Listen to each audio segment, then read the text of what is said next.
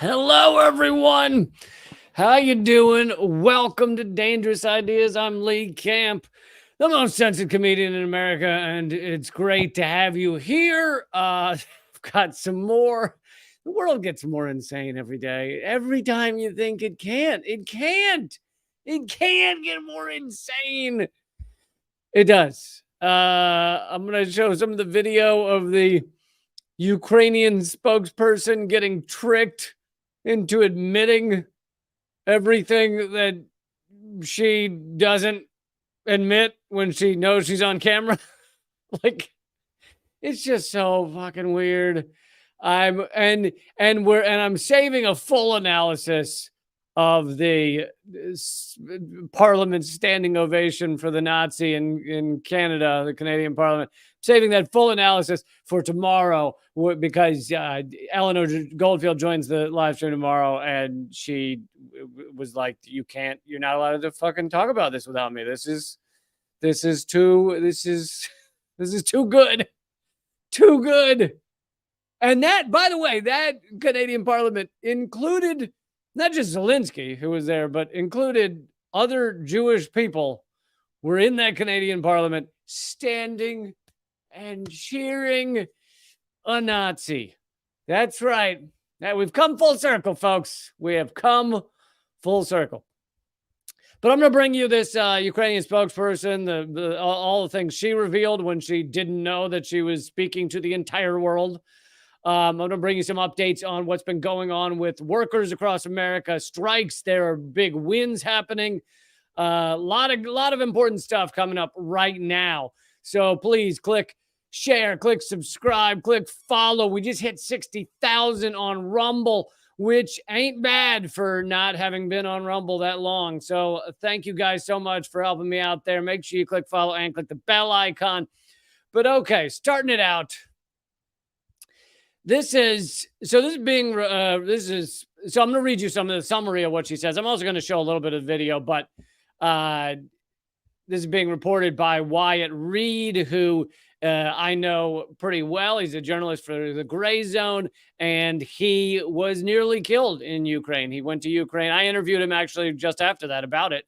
He went to Ukraine to report on it as a journalist, and his hotel was shelled the day he got there, and he was 100 yards away when it happened.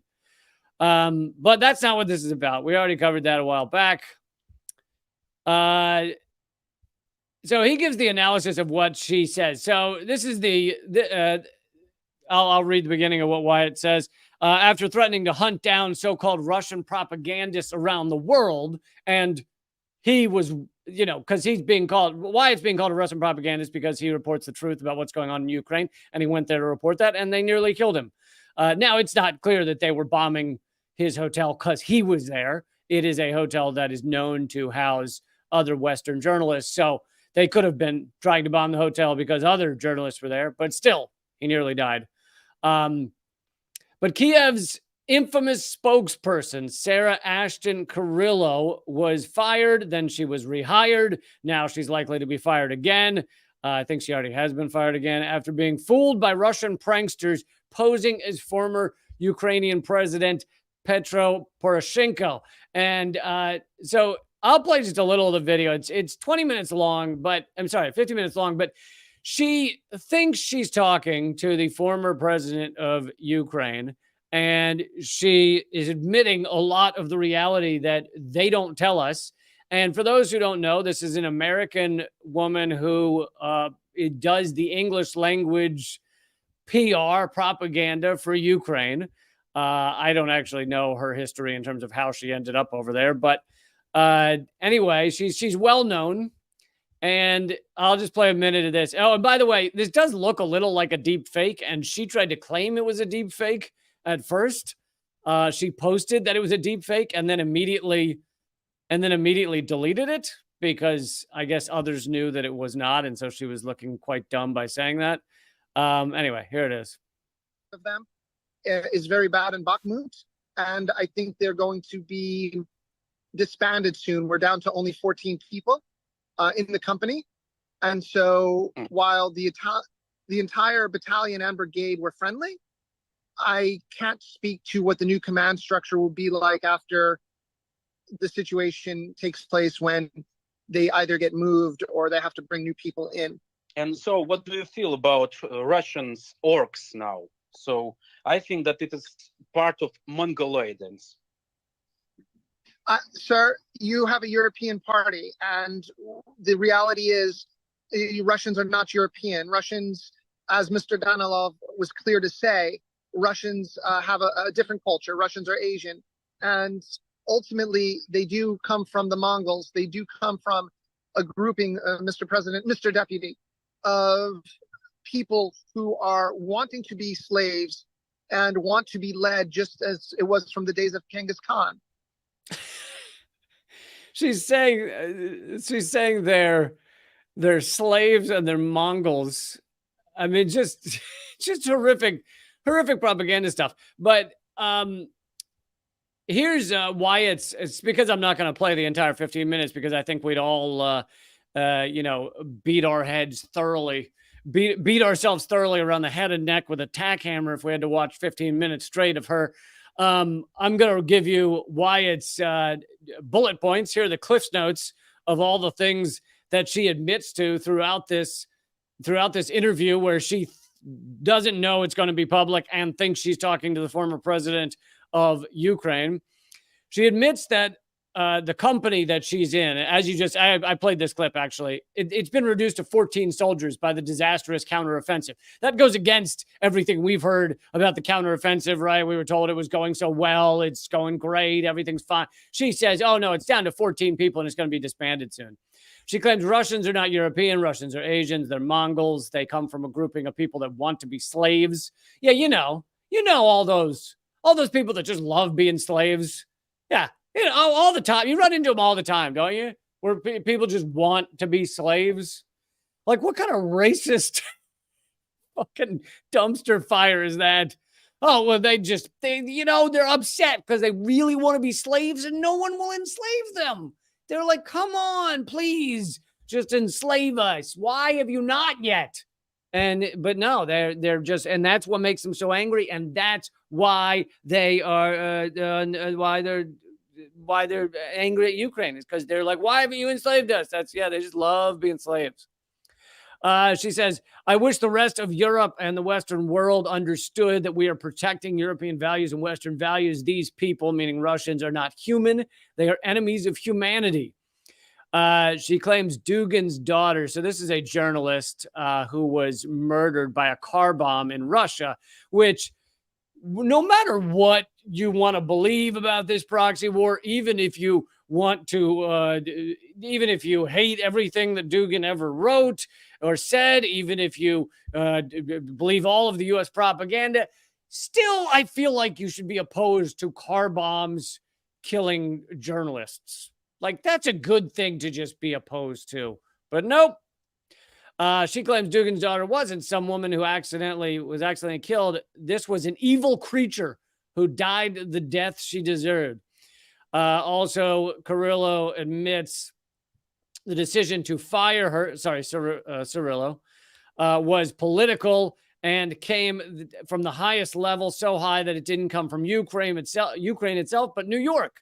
Now, that may be one of the things that she actually is telling the truth about. She says that when she was fired before, the decision to do that came from New York, which speaks to something that we are told is not happening at all: the stage managing of this entire proxy war by the United States. Now, if you're watching this right now, you're probably one of the people who's smart enough to know, yes, this is a proxy war. Yes, as also former CIA head Leon Panetta also said, this is a proxy war. But you're also smart enough to know it's being stage managed by the United States. Sometimes stage managed, sometimes just straight on being acted out by the United States, such as the destruction of the Nord Stream pipelines.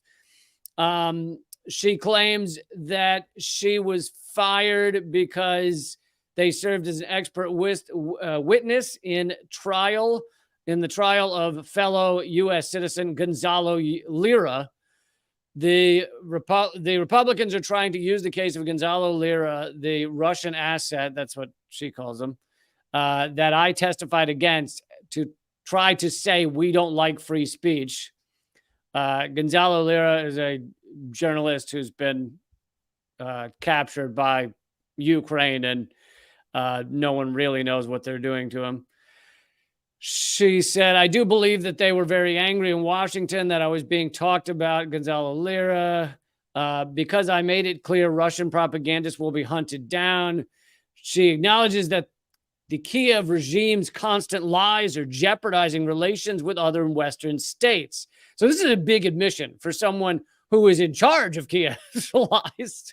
She's supposed to be putting forward their propaganda, and she's saying, but the problem is we're lying so much that it's jeopardizing our relationship even with our allies.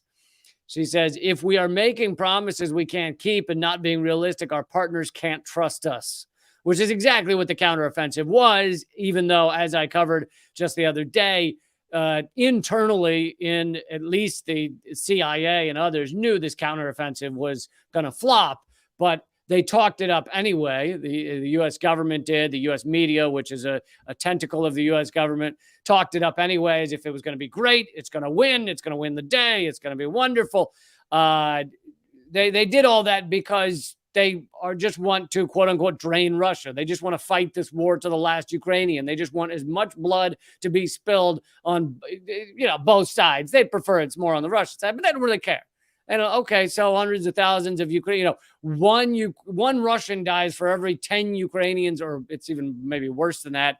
And they're just cool with that. Great, wonderful. Who cares about all the death and destruction? Who cares about all the Ukrainian refugees that have to flee for their lives so that we can perpetrate a proxy war?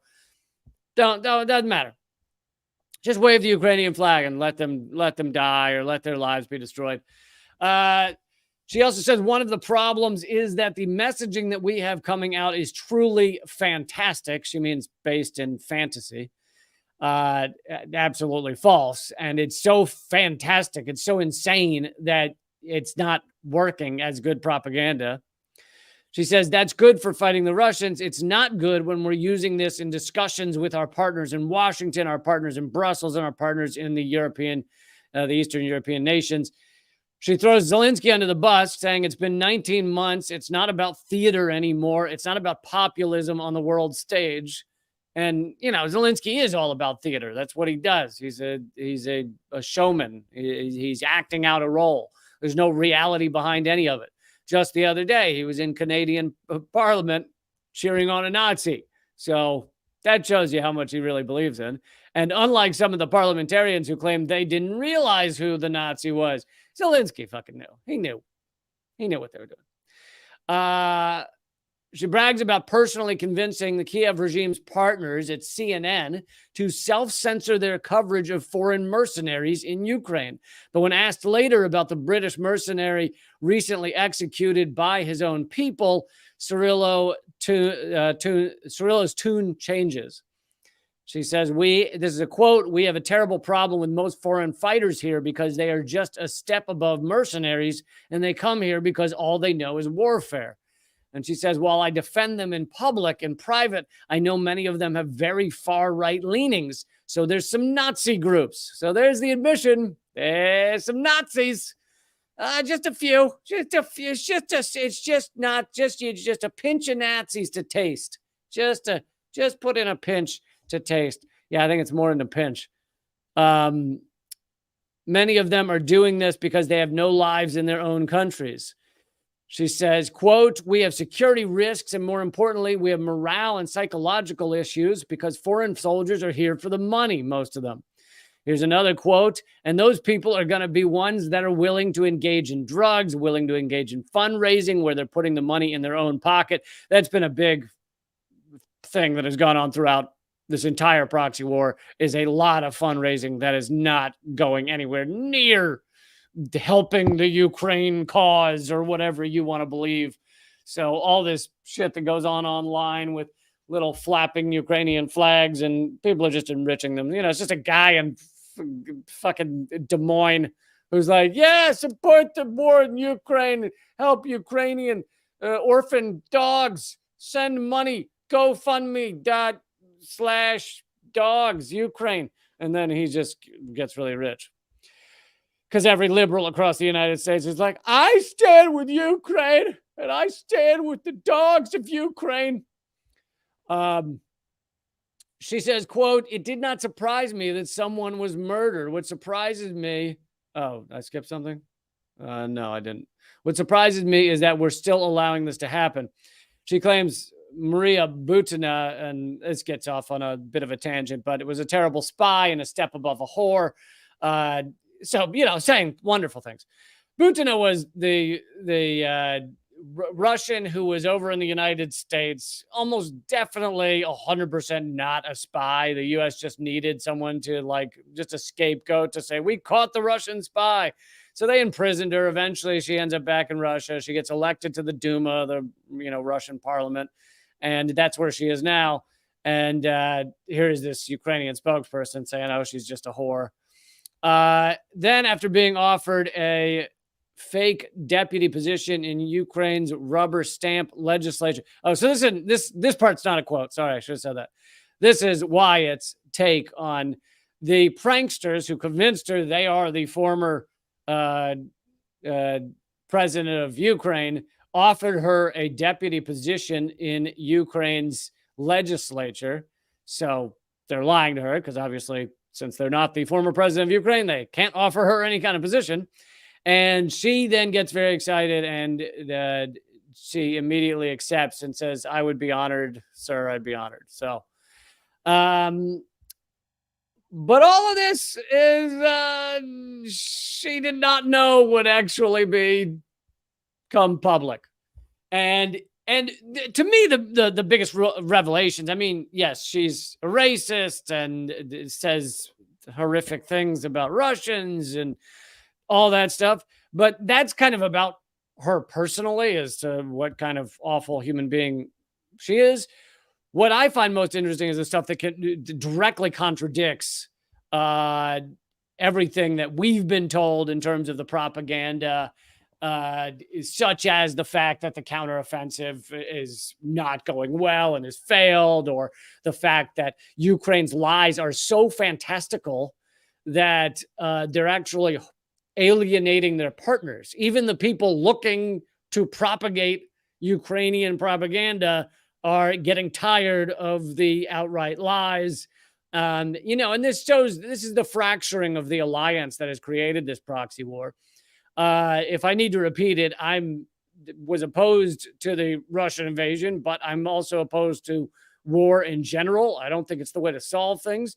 And I'm opposed to us creating a proxy war. I'm opposed to the Maidan coup that we created in 2014. And I'm opposed to, really, that's when this war began, was the killing of so many Russians, or culturally Russian people, in the Donbass region and elsewhere. So I'm opposed to all that as well. And I'm opposed to fucking Nazis. Doesn't matter if it, like, oh, well, but it's a Nazi who I think has done a good thing here. No. I'm opposed to them all. And so anyway, that's where I stand. That's where I like to plant my moral flag. So I'll let other people decide if they would like to sometimes support a Nazi. Yeah, it's just horrific. But it is great to see moments like this, where these spokespeople who are so filled with lies, who are so filled with the just such a false fucking reality that we're told to believe, so that we can endorse war, so that we can sit here and high five the bombing of children and women and men and elderly and all this bullshit. So that we, your average American, will endorse it, will sign off on this, will not be angry, will not protest. It's great to see it all revealed, but it is fucking infuriating. And yet again, I'm tired of being right. I feel like this is just a steady, every week there's some new document or some new, you could call this a whistleblower, but that gives her way too much credit. This is someone who's been tricked into telling the truth. Accidental whistleblower. She's been tricked into telling the truth. But every week something comes out where it's like, we were right. Absolutely right. Was it also this week that the Pentagon has finally announced that the Chinese spy balloon was not a spy balloon and was a weather balloon? as we all said, at least in independent media, and that from the beginning, what fucking a spy balloon? If China was to spy on us, they use their satellites like every adult. They use their satellites like an adult. They don't use a goddamn weather balloon drifting across the country. So even the Pentagon has just admitted that, just like the CIA admitted that the Cuban acoustic weapons that give people mild headaches.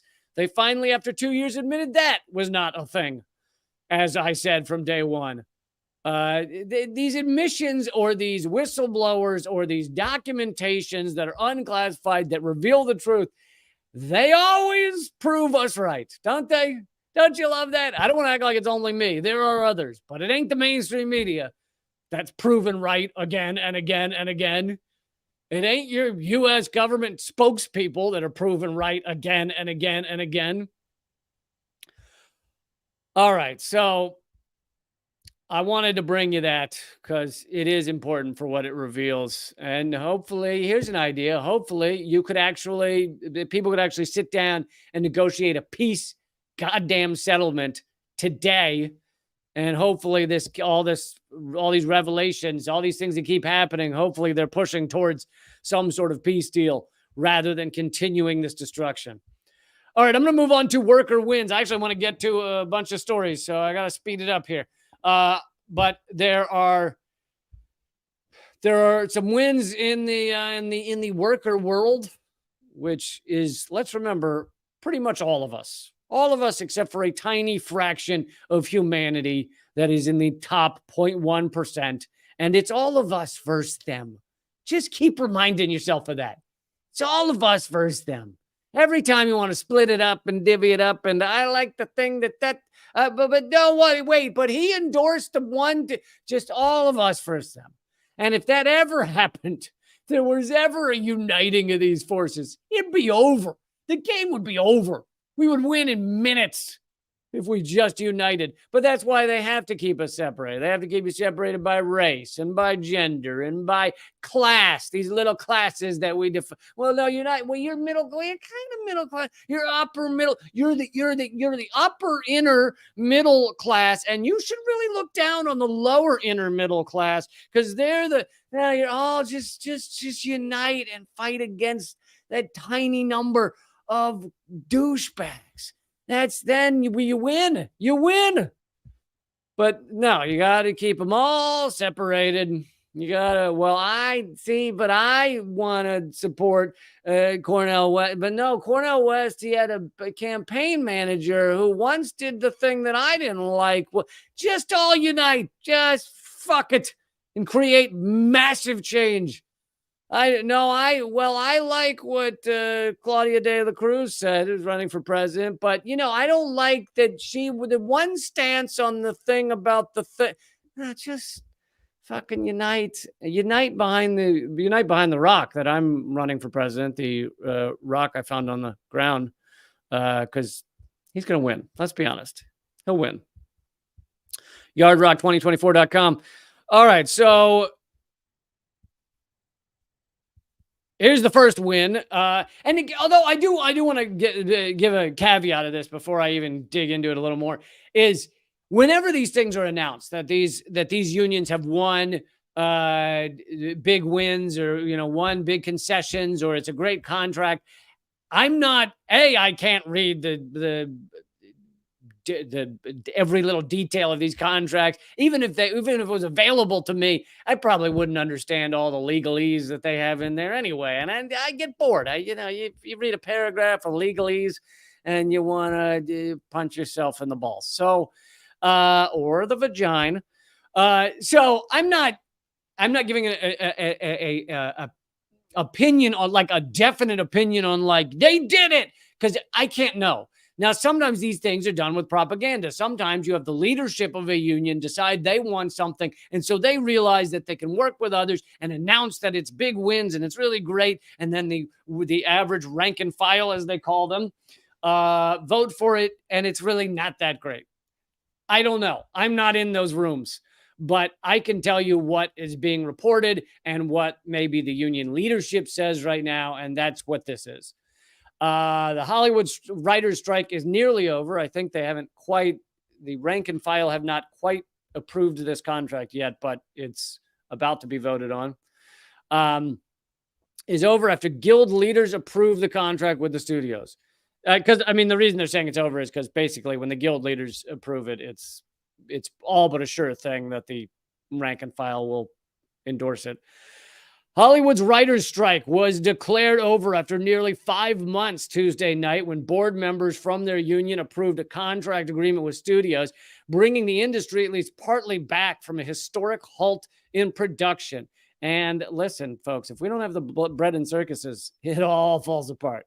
It all falls apart. The writers still have to vote to ratify the contract themselves in early October, but lifting the strike will allow them. So they've lifted so I guess the strike is over for now. They've lifted the strike. It's voted on in October. If the rank and file, the writers, were to actually vote against it, then the strike would start back up. So for the moment, it is the strike is over. So we, those writers are back at work right now, scripting the most amazing bread and circuses you've ever seen. Just picture loaves of bread on trapeze.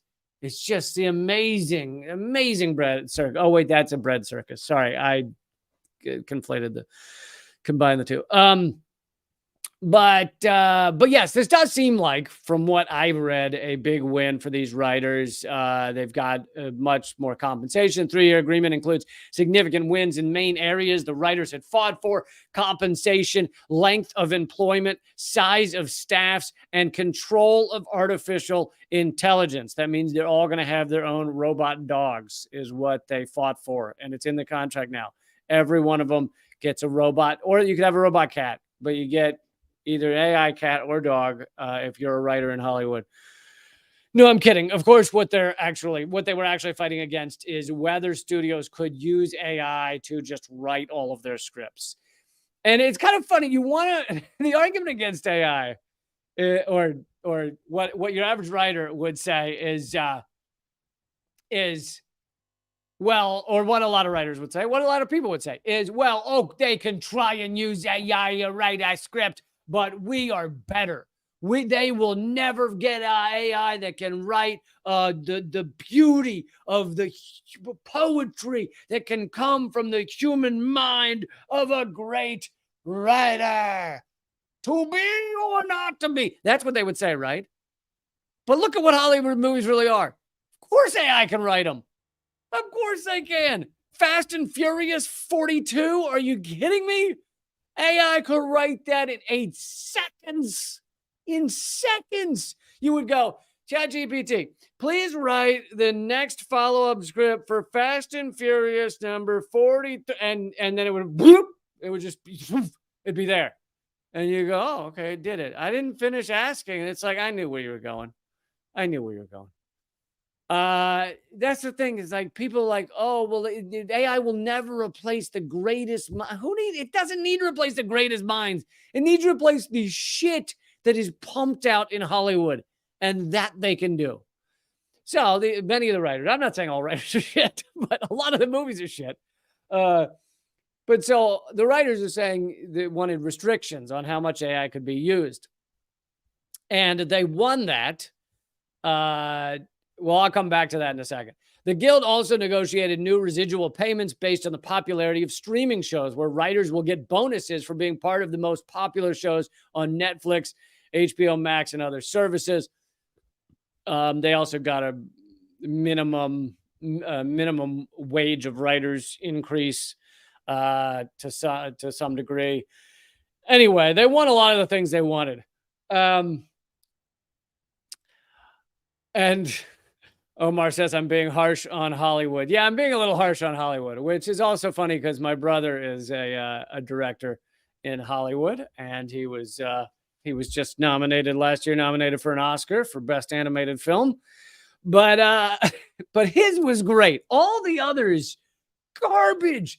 No, a lot of it is garbage. A lot of it is has at least a sprinkling of propaganda to support the endless war state, to support capitalism. But that aside, to go back to AI for a second, even though they got these, they won these restrictions on AI. I think the genie's out of the bottle. I think the toothpaste is out of the tube. I think the dick is out of the condom. I don't remember the third part of the expression, but I don't like, even though they got restrictions on AI, I don't know that you can actually stop a Hollywood studio from pumping out an AI script and pretending it wasn't from a writer or whatever. Or just finding a writer that will sign off. Oh yeah, I wrote. Hey, okay, if we give you $1,000, will you pretend this was yours? Sure, absolutely, give it to me. Here we go. I don't know that you can actually stop that. And so it brings up these massive questions of AI that no one really wants to talk about. AI, and I'm trying to raise the alarm, but also talk about how this could change humanity for the better in about a million different ways if we deal like it like fucking adults. But of course we won't. But the option is there to deal with it like adults. It's not just writing. It's so much of what we do as humans is going to be replaced by AI. And I don't just mean AI like ChatGPT, but AI can actually control things, right? Like driverless cars and various other things. They already actually in some places have robots that can deliver food. So, and some of them are just on little carts that go down the sidewalk, which means you can steal the food and you're not really stealing from a human. You're really just stealing from a program. So that's fine. That's not a problem. But so all of these jobs, all of these menial wage slave jobs, but not just the menial jobs. And this is the other thing I've really tried to emphasize to people. Really intelligent fucking jobs are going to disappear to AI very soon. They already have AI that can diagnose patients for a myriad things, illnesses and everything, far better than a doctor can. Because if you put in all of the symptoms, the AI won't be distracted by the million other patients they have. They won't be distracted by focusing on one thing that it turns out, statistically speaking, is not actually a signifier of all that stuff. AI can diagnose people better than a lot of depending on the type of illness, but better than a lot of the best doctors in the world. Doctor is not menial labor. Like, doctor is not, that's the thing. They're like, well, they'll never replace the doctors. Yeah, they fucking will. And the lawyers. For lawyers, one of the most significant things they do is remember a case law or be really good at remembering various things that they can do research about so they can remember, so they can find case law. So like AI can do that way faster. So it's all going. It's all going. Now, this should be terrifying, right? And it is terrifying in so many ways. But if we dealt with it like sophisticated fucking humans, well, sophisticated beings, we would say, hey, we can get rid of wage slavery. We can have everybody enjoy their lives, everybody focus on their passion, everybody being trained from day one of life in this world to search out their passion, what it is they want to really do, what it is they want to be for themselves, not how to make money in order to afford an above ground pool, not how to slave away at a job you hate so you can get a spoiler for your car and a nice pair of sunglasses so you can trick a girl into loving you. Not that, but actual passion, actually real shit to define us as beings that actually matter. But instead, we're all just like, where are the jobs going to go? I want to lose all the jobs. Thank you, Nicola, for the super chat. Nicola wants to know if AI can be used to identify Nazis in the Canadian Parliament. Let me type it in. Beep, beep, beep, beep, beep. All of them, it just said. I just checked. It said all of them. No, there are actually many of the people in Parliament. I did read, and we'll be talking about this tomorrow with Eleanor Goldfield because I promised her I would not go through this whole topic without her because it is so hilarious. But several of the people in parliament claim they had no idea who they were cheering with a standing ovation.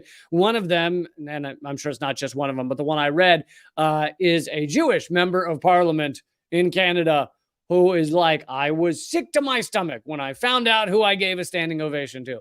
Well, maybe if you're going to be a member of parliament, you don't just fucking give out standing ovations to people you have no idea who the fuck they are. And you're like, oh, it's a Nazi? Also, you kind of just have to do some simple mathematics of, let's see, this man is 98 years old. He fought against the Russians in World War II. Who were the Russians against in World War II? Was it the Mayans? Was it who was it? Was it the Irish? Or was it the fucking Nazis? It's really not a tough calculation. Okay, moving on. And in a minute, this live stream will be going to just rumble.com/Lee Camp, as well as my locals page. Those are the two places this will keep going in just a minute. But let's continue to another worker win. Although yet again, I want to give the caveat that if workers on the ground say this is not all that it's being billed as, then I will not argue with them. I think it should be left to the actual workers as to whether these things are actually what they want or not. But either way, this is clearly has to do with the fact that there have been many, many strikes by fast food workers in California, because fast food workers, along with all workers, are realizing their power a little more than they did before, are realizing that we have the power of the numbers against the ruling elite. And there have been hundreds of strikes by fast food workers in California over the past few years. And they won a $20 hourly pay and an industry council. Now, I'm skeptical of this industry council thing, but who knows? Maybe it's a new way to deal with this, and maybe it actually matters. I don't know. In the face of recent intense pressures on fast food workers, employees in the sector in California are about to get a boost with the creation of a body that will set wages and other standards for the industry. The move is a hard-fought win for the labor movement in the state, and it's called the Fast Food Accountability and Standards Recovery Act. Fast food workers in California have held over 450 strikes since 2020, according to the labor group Fight for $15. The unrest was spurred by having to continue working through the pandemic amid low wages, right? Remember that? They were the frontline fucking workers. We were all supposed to cheer them. We were out on the sidewalks with our foam number one hands. Frontline workers, woo! And then they said, well, could we have a little more than like fucking slave wages? And we were all like, fucking no! No, you losers! But yay, front lines! You're on the front lines. If this pandemic gets really bad, you die first. Well, could we get just like, I'm just talking like $1 more an hour? No, you losers. You work at a fast food restaurant. Why do you want more money, you loser? But also, yay, frontlines workers. They're heroes. Because they're still serving us our hamburgers, even in the midst of everyone could be dying.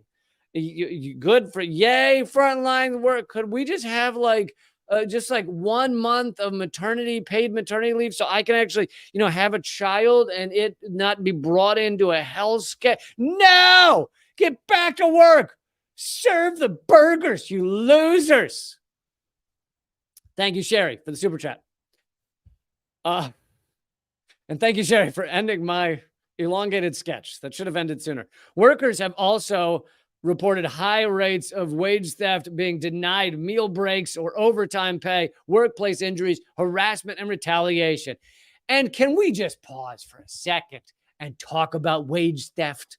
Wage theft, when it's added up, and I don't have the numbers in front of me, but I showed the chart a few weeks ago. Wage theft in America, which is when the corporations, and it is largely corporations, it's largely not done by like a rogue manager who's like, oh, you got a tip?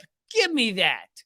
No, it's usually done by corporate entities, and wage theft, stealing the hard-earned wages of generally close to minimum wage employees, minimum and not that much above that. Wage theft adds up across America to way more than street theft adds up to, than burglary adds up to. Meaning the number one, just like, and I'm not talking about all the other all the other white collar crime, all the tax loophole crime, all that kind of theft. I'm talking just straight up wage theft versus street theft, like a guy taking your wallet or stealing a car or something. Those against each other, wage theft is way more. Way more. So corporations are stealing like out of your pocket more than street crime is. Yet how much are we talking about? Oh, there's been an increase in crime across America, right?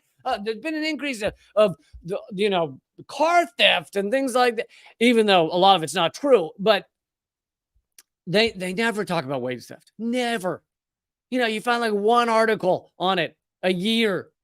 So all this theft doesn't count when it's a corporation doing it to you. And how does wage theft work? Well, it works in a bunch of different ways. Sometimes it's literally like internally in the software, they're skimming away pennies and you don't even notice, because if you're making $18 an hour and you worked for, 48 hours, and then it's, there's a little off for taxes and a little off for this and that. And then little do you know, the corporation is skimmed 10 cents off of every hour or something. But to them, it adds up to millions. So you don't even notice. So that's sometimes like that. Sometimes it's this other bullshit that McDonald's have been caught for, like making workers pay for their own uniforms. And I don't mean they got to go buy a black shirt. I mean, you have to have the McDonald's uniform that we are giving to you, but you have to pay for it. That's wage theft, because that should be required. That should be added in as part of the job. Then it's things like McDonald's had this thing. I can't remember if it was declared illegal or not, but where McDonald's employees for a time, I don't know if it continues today, it might not, but until a few years ago, they could only be paid on a card. So you'd get your McDonald's kind of credit card and you'd stick it into your McDonald's ATM and it would pay you onto your card or put it in your bank account or however it worked. But you'd have this card. But the thing was, in order to use the card, you were charged like an ATM fee. It's like $1, $2 every time you use it. To go get your money that McDonald's owed you, you were charged a $2 fee. That's fucking wage theft. And to them, again, it adds up to millions. Thank you guys so much for the super chats. This is amazing. This is great that you guys are doing this. I agree with you on everything except climate change, says tomfoolery. Well, tomfoolery, you are engaged in some tomfoolery, because you don't need to agree with me on climate change. What you need to agree with is the 99.9% of all peer-reviewed academic articles and studies.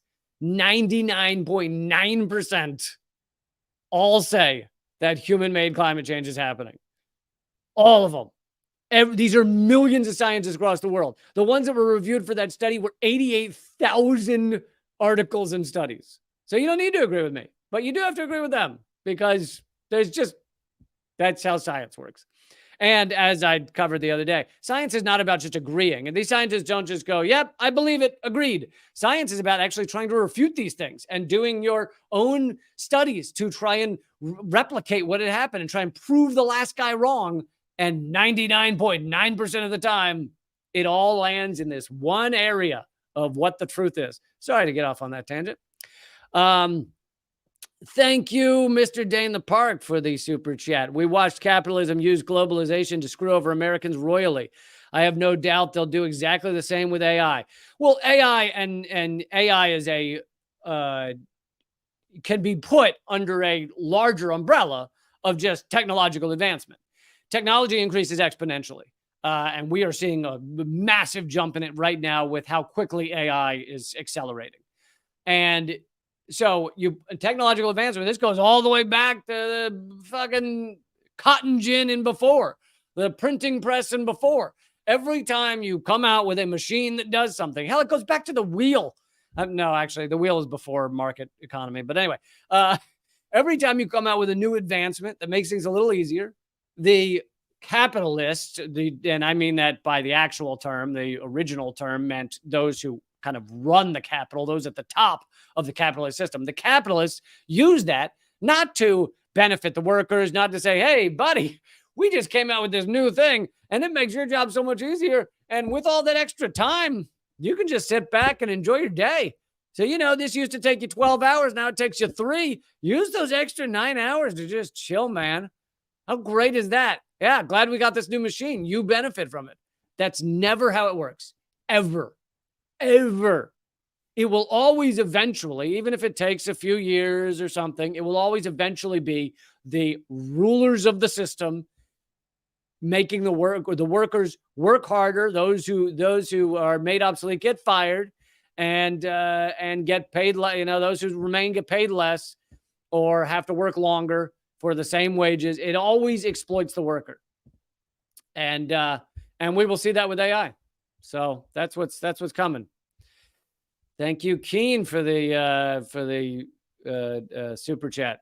You guys are really rocking on the super chats, and I can't thank you enough because, like I just covered the other day, we are under huge assault in every way. Simply for I kind of wish I was supporting just awful views. Like I was just like, we need to bomb these other countries, because then I could be like, well, it makes sense. They're suppressing me. I keep calling for them to bomb other countries, but they won't do it. But instead, they're suppressing me for being anti-war and censored for being anti-war and for being anti-capitalist and wanting people to live just, free, equal lives and actually have their own fucking spirit in this world that is not just drowned down and pushed down and quashed by the ruling, powerful, rich. I'll go cunt canoes. That's the one I'm going with right now. I'm sorry. It had to happen just right now. Okay, but the rest of this is at rumble.com/LeeCamp. And it's funny I just said that because I actually am about to tell you why you should break the law. But more than that, I'm about to show how, believe it or not, BBC aired something saying it's time to break the law. And I think they regret doing it, but I'm going to get into that. Saying it is time to break the law. I mean, how did that get through on BBC? So I'm going to be covering all of that. Thank you, Omar, for the super chat. And, but yeah, that's all at rumble.com/LeeCamp. And it is also on my locals page. And if I have time, I'm going to try and do an extra segment for those of you at locals. We'll see how it goes. But either way, I love you guys at locals.